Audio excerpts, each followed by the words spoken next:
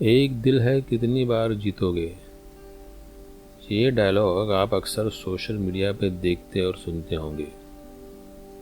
हम भी कभी कभी सोचते हैं कि अगर हमारे पास 2-3 दिल होते तो कितना अच्छा होता।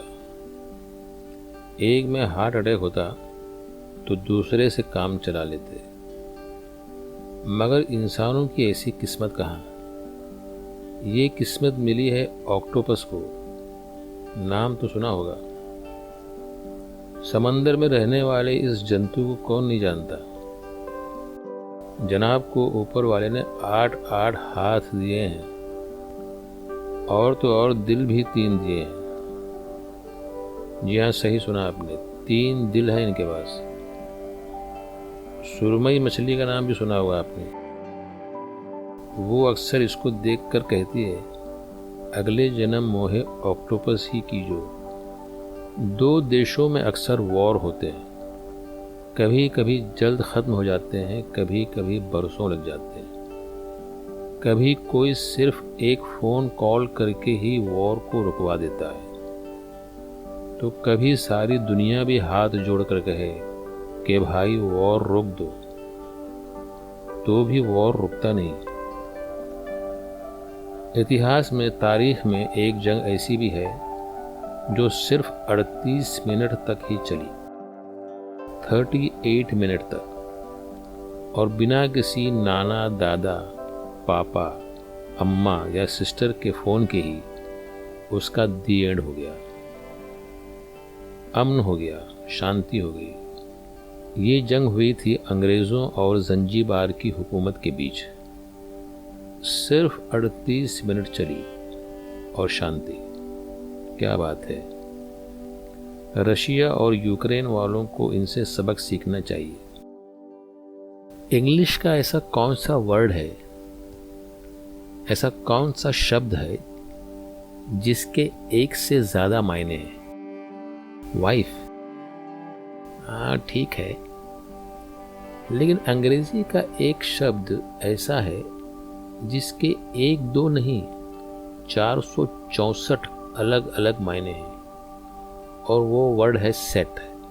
सेटिंग नहीं भाई, सेट। हाँ, सेटिंग भी इसी से बना है।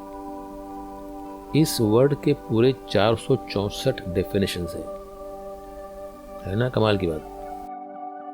आपने सुना होगा, भौंकने वाले कुत्ते कभी नहीं काटते। अंग्रेज लोग बोलते हैं बार्किंग डॉग्स नेवर बाइट। इसका मतलब ये हुआ कि जो कुत्ता भौंकता नहीं है वो ज़रूर काटता है। और वो कुत्ते जो बाइक के पीछे भौंकते हुए आते हैं, उनका क्या। हमारे मोहल्ले में तो 10-20 लोगों को काट चुके हैं ये भौंकते हुए। खैर, वैसे आपको ये जानकर हैरत होगी कि दुनिया में ऐसे कुत्ते भी हैं जिन्हें भौंकना आता ही नहीं। वो भौंकते नहीं हैं, बल्कि जब उन्हें अपने दिल की भड़ास निकालनी होती है तो वो योडलिंग करते हैं। अब आप बोलेंगे कि ये योडलिंग क्या है, तो सुन लीजिए।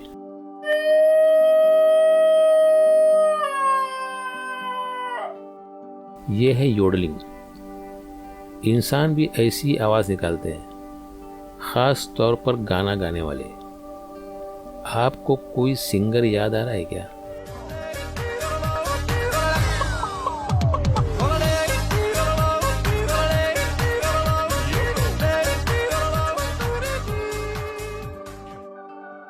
इस कुत्ते का नाम बताना तो मैं भूल गया। इसका नाम है बेसिंजी डॉग।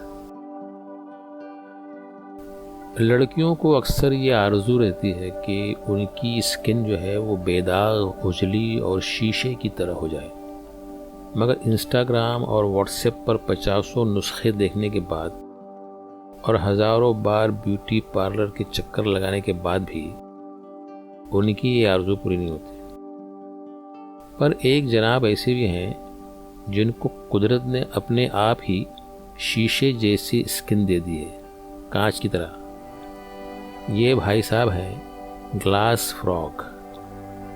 ग्लास फ्रॉग, अपनी ज़बान में बोलें तो कांच का मेंढक।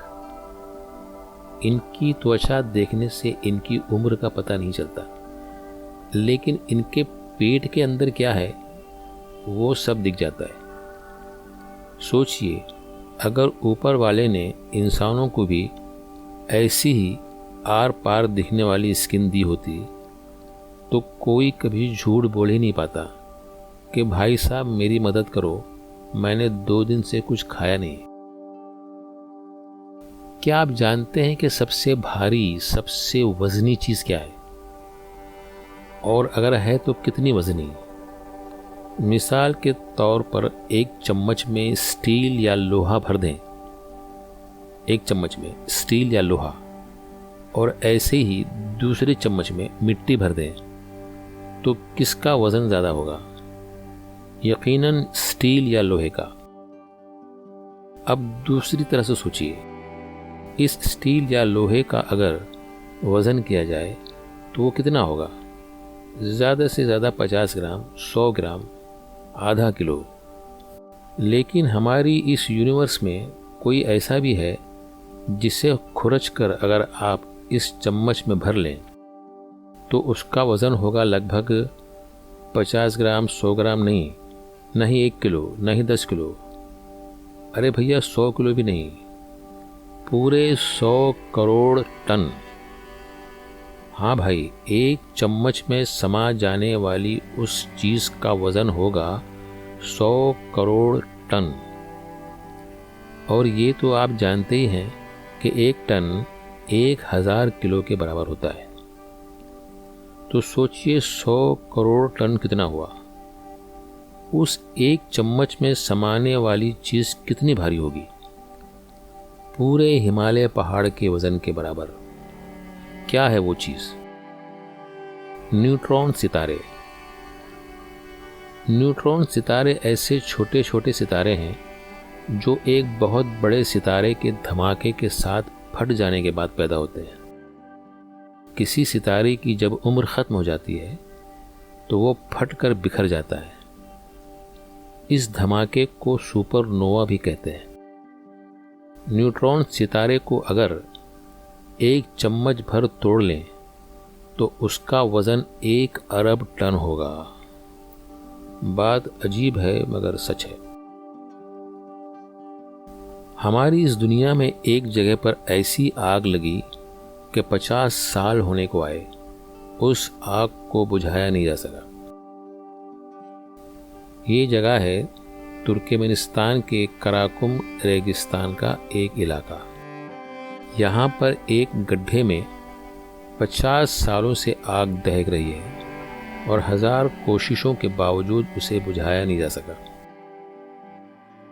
इस गड्ढे को नाम दिया गया है दरवाज़ा गैस क्रेटर, और सारी दुनिया इसे डोर टू हेल यानी जहन्नुम का दरवाज़ा कहती है।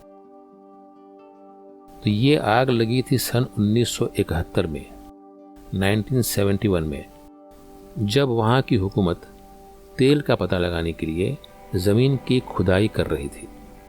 तब जहरीली गैस निकलने लगी और उसे ख़त्म करने के लिए आग लगानी पड़ी थी। उन्हें लगा कि जब गैस ख़त्म हो जाएगी तो 10-15 दिन में आग बुझ जाएगी, मगर ऐसा नहीं हुआ और 50 साल गुजर गए। उस आग को बुझाया नहीं जा सका। इस गड्ढे का डायमीटर 60 से 70 मीटर तक है और गहराई लगभग 30 मीटर यानी करीब 100 फुट। काफ़ी बड़ा गड्ढा है। अब ये इलाका जो है वो पिकनिक स्पॉट बन गया है और दुनिया भर के लोग इसका नज़ारा करने के लिए यहाँ आते हैं।